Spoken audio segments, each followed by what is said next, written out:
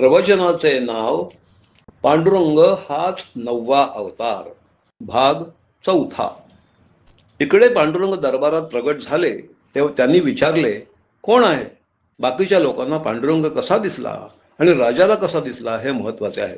राजाला पांडुरंगाचं स्वरूप दिसलं. त्यांनी विचारलं, नाव काय?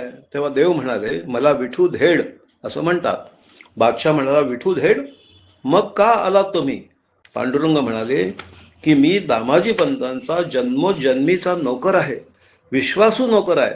म्हणून माझ्याकडे त्यांनी जे धान्य लुटलं त्याच किमतीची संपत्ती आपल्या चरणापाशी देण्यासाठी पाठवलं आहे. बाकीचे प्रधान म्हणाले, हा काय बोलतोय? उंटाच्या गाड्या किती, घोड्याच्या गाड्या किती हे सांगायचं, पण हा तर एकटा दिसतोय. मग एवढा खजिना कसा काय आणला ह्याने? भगवंतांनी एकदम मायेचं जाळं पसरलं. सर्व दिग्मूढ झाले व त्यांचे डोळे मिटले. पांडुरंगांनी राजाला विद्युत तेजाप्रमाणे आपलं रूप दाखवलं आणि अशी पिशवी ओतली तो ढीग पडला तत्कालीन मोहरांचा. राजाचे डोळे दिपले. झालं तेवढंच दर्शन, त्याच्यापेक्षा जास्त काही नाही. बादशाह डोळे उघडतो तो विठू अदृश्य झालेला. त्याने विचारले, विठू कहा है? पांडुरंग अदृश्य जे झाले ते पावती गीतेत ठेवून पुन्हा पंढरीला मूळ रूपात येऊन प्रगट झाले. बादशाह तळमळायला लागला. तो ढीग, ते दिव्य रूप, त्याच्या अंतरंगात बांधलेलं ते रूप काही पांडुरंग घेऊन गेले नाहीत.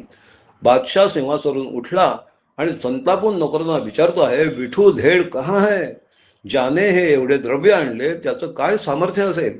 बादशाहने एकदम पळायला सुरुवात केली. त्याला जाणीव झाली दत्त महाराजांनी ज्याला दर्शन दिलेलं ती स्मृती जागृत झाली त्याची, आणि पांडुरंगाचं स्वरूप प्रत्यक्ष पाहण्याचा संयोग आपल्याला आलेला आहे ओळखून तो निघाला. नोकरांनी घोडेस्वार लवाजमा आणला, पण तो म्हणाला की घोड्यावरून नाही येणार, सर्व पायी चला माझ्याबरोबर. म्हणून तो ससैन्य निघाला व जिथे दामाजी बंधांचा मुक्काम होता एका नदीजवळच तिथे आला व विचारले, दामाजी कहा है? घोडेस्वार पुढे झाले. पाहतात तो दामाजी स्नान करीत आहेत. करू देत म्हणून बादशाह थांबला. इकडे दामाजींनी गीतेची पोथी उघडली तर त्यामध्ये ती पावती, राजमुद्रा पाहिली. त्याबरोबर घळघळ घळघळ डोळ्याला पाणी येऊ लागले. घळघळ शब्द उच्चारित असतानाच श्री महाराजांच्या नेत्रातून प्रत्यक्ष प्रेमाश्रू घळघळ येऊ लागले व ते भाव समाधीमध्ये मग्न झाले. सर्वच श्रोते गहिवरले. कुणालाच काळाचे भान राहिले नाही. कधीही भावविवश न होणारे महाराज या स्वरूपात प्रथमच पाहून सर्वांना कौतुक वाटले. महाराजांनी भाव आवरण्याचा पुष्कळ प्रयत्न केला, परंतु कंठ दाटल्याने पुष्कळ वेळ शब्द तुटक तुटक आले. मोठ्या प्रयासाने भाव आवरून महाराजांनी प्रवचनाचा गोड शेवट केला व सर्वांची हृदये आनंदाने भरून आली. ते असं म्हणाले की पांडुरंगाला कष्ट झाले. त्यांचं सर्व आटोपलं तो बादशाह तिकडून आला. एकमेकांची भेट झाली. बादशाहने विचारले की विठू कुठं आहे? दामाजी पंतांना काहीच कळेना. बादशाह हे काय विचारतो आहे? विठू पंढरपूरलाच आहे. बादशाह म्हणाला, मला त्याचं दर्शन करवा. बादशाह निघाला. दामाजी पंत घाबरून गेले. त्यांना वाटले, काय झालं कुणास ठाऊक. आता हा राजा माझं काय करणार आहे? पावती झाली, सर्व झालं, पण चमत्कार काय झालं याची काही कल्पना त्यांना आली नाही. दोघेही पंढरीला आले. रावळामध्ये गेले व दाखवलं की हेच ते पांडुरंग. तरी राजा म्हणाला, ही तर दगडाची मूर्ती.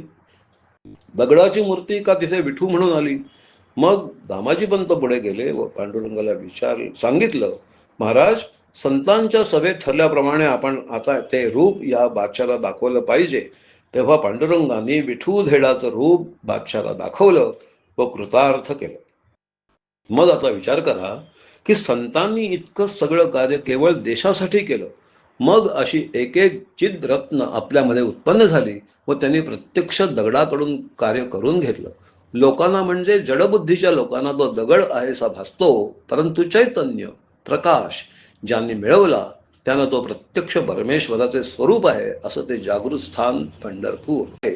तेव्हा उद्धार करण्याचं तिथे सामर्थ्य ठेवलं आहे. भगवंताचे कृष्णापर्यंत 8 अवतार झाले.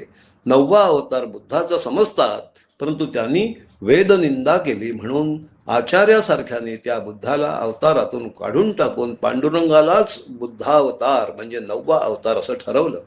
गंजिफामध्ये 2 शंख 2 बाजूला आणि रुक्मिणी पांडुरंगाची मूर्ती आपणास बौद्ध म्हणून पाहायला मिळते. म्हणजे आज जगामध्ये परमेश्वराने बौद्ध म्हणजे मौन स्वरूप घेतलं आहे. अशा रीतीने बुद्ध हा 9वा अवतार नसून पंढरीचा पांडुरंग हाच 9वा अवतार असं संतांनी प्रस्तुत करून टाकलं. तेव्हा असे जे महान संत ज्ञानेश्वरांपासून तो यावत काल पावे तो पुढे होणारे त्या सर्वांना धर्माची कामगिरी भगवंतांनी नेमून दिलेली आहे. धर्म संरक्षणार्थाय संभवामी, आणि त्यापुढे जे जे अवतार होतील ते संतांचेच होणार. मग आम्ही उगीच काळजी करण्यात काय अर्थ आहे की देशाचं काय होणार? अरे कशाला काळजी? त्यांची नेमणूक झालेली आहे, रांग लावून राहिलेली आहे, क्यू आहे. ज्या संतांचा तिचं क्यू मधून नंबर लागेल तो आपलं सगळं हे सुधारण्याचं कार्य करील. आपण फक्त परमेश्वराचं स्मरण करून नाव घ्या आणि त्याला प्रोत्साहन द्या. बाकी काही करण्याची जरुरी नाही. भाग 4 पूर्ण.